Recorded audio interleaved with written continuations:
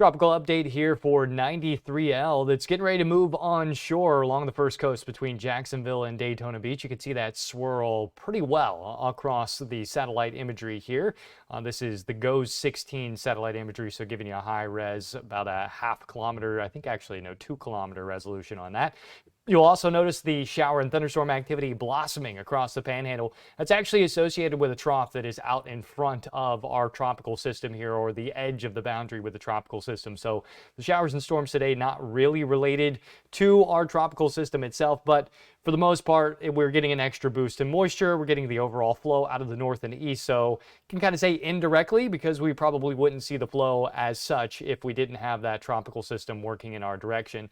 And it's not really an organized system at this point. There's a couple of different features overall, and we're going to break that down here for you. So let's go ahead and put this full screen. I'm going to bring up our teleprompter here so you can see what's going on. There's the spin, and you can watch this just working its way in that direction around the mid-level circulation. And that mid-level feature is right here. That's with all the shower and thunderstorm activity closer to Ocala, just to the south of Gainesville. For the most part, most of the modeling agreeing at this point that this surface feature will stay relatively dominant because it is controlling the overall flow. You can see that here.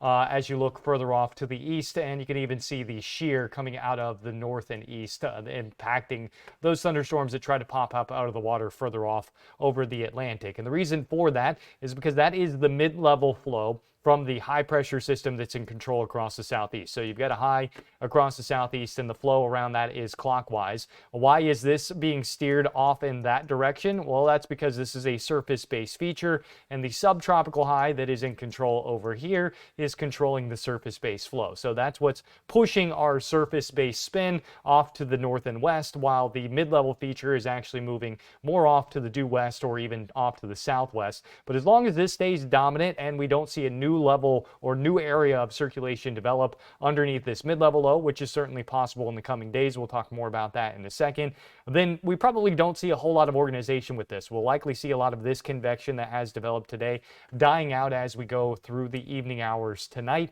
and into the day tomorrow. We'll see a new blossoming of that shower and thunderstorm activity, probably over land near us, and then we may even see the trough itself help to develop some of that system as well that's further off to the south and west. So you can see that trough right here. Pretty easy to pick up on the satellite overall. That's out in front of our tropical system, which is back here. And again, it should move something like this over the coming days. And that's because of the mid-level flow as well as the upper-level flow. So there's three things that are working with this system. You've got the ridge that is out here. That is our subtropical or Bermuda high. You also have a high pressure in control over Louisiana, and that's steering the flow basically like this.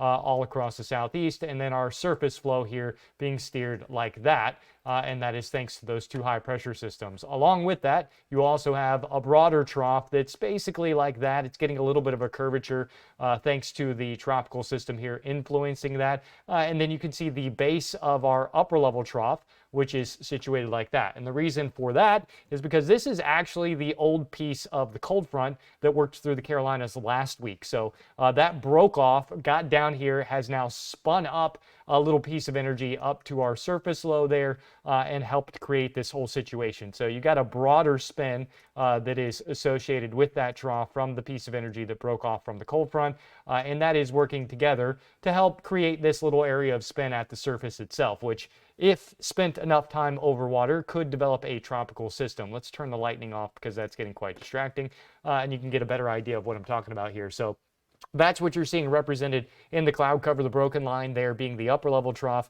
and then the solid line representing where the old cold front energy is spinning and being wrapped up into our little surface low as well. Thankfully, this has continued to move. At least the surface low has stayed relatively weak and has continued to move further off to the north and west, because something that emerged out over the water over here, that was probably going to be trouble for, say, Louisiana or the Mississippi Gulf Coast.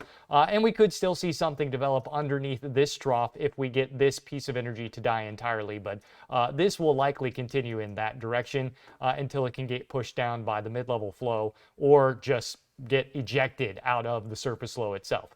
If that were to happen, then we could see a new surface low develop out of this trough and align something a little bit closer to this mid-level entity. If that's the case, I doubt it's going to be this far south. It'll probably end up being somewhere around there. And then again, we'll still see the same kind of path into Louisiana. Why? Because that's obviously the flow here in the mid and upper levels. You can see all of that energy being sheared off and pulled in that direction. Unfortunately for Louisiana, any kind of strong system here is likely going to end up fading right over the top of Louisiana, because you can see the high pressure that is in control there. So not a whole lot of flow or steering coming in that direction. That same high has been pulling all this monsoonal moisture across Texas, which is why you've been seeing all that kind of moisture, remnants of Barry, as well as the monsoonal flow itself across central Texas, which is why all that rain has been there. And then you can see these little pieces of energy that have been working along those troughs as well. Same thing responsible for the flooding in New York. So funny how the deep tropics end up producing all of the moisture across the U.S. It's almost like the oceans are controlling things.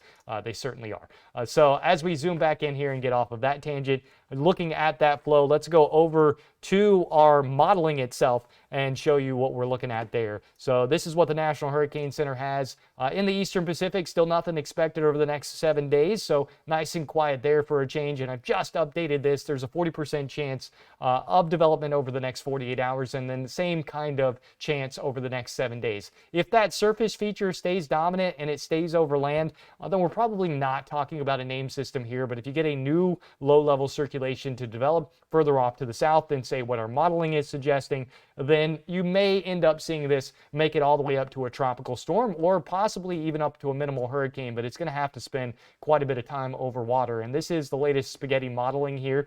And you don't want to look at any one specific line. One specific line really has nothing to do with the forecast. You want to look at the grouping. Grouping indicates confidence. One line indicates nothing. A group of lines indicates confidence in the forecast. And you can see that, at least based off the surface feature as where it stands now, there's a relatively high confidence that this stays somewhat over land before possibly getting back into the Gulf, say off the Emerald coastline or to the south of Pensacola, Mobile. And then maybe if it does spend enough time over water, you end up seeing something try to redevelop around New Orleans. But with its projection at the current moment, you're probably not even talking tropical depression. And you can see our rainfall totals have even come down from the earlier projections from just as early as yesterday. And I don't think we're going to be talking about washout weather here. So even if you get a load that represents basically like our futurecast shows here out over the Gulf, we're still talking about rounds of showers and storms working through, mostly in the afternoon and evening, and then seeing it fade back to our typical summertime pattern as we get into the weekend, because that low pressure system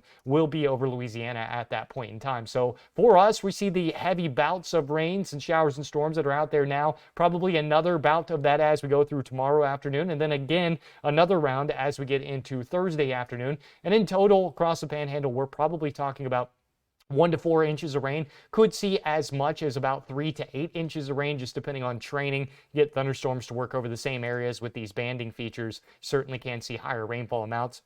Modeling going up to about 4 inches, and typically the models, you can double that amount because they're giving you a 3-hour rainfall rate or a 3-hour rainfall period. Obviously rain happens much faster than over a 3-hour period, so in accounting for that convective bias, you can see all the way up to about 8 inches of rain across our area, depending on how that banding sets up. But I think 1 to 4 is a pretty good forecast here as we go through the coming days. So looking ahead, you can see that low by the time we get to Thursday and Friday, working its way into Louisiana. And I think regardless of development here, whether we see a name out of this system, which the name would be Dexter, if we get a name out of this system, if we don't get a name out of the system, the forecast, at least for the Panhandle, largely remains the same.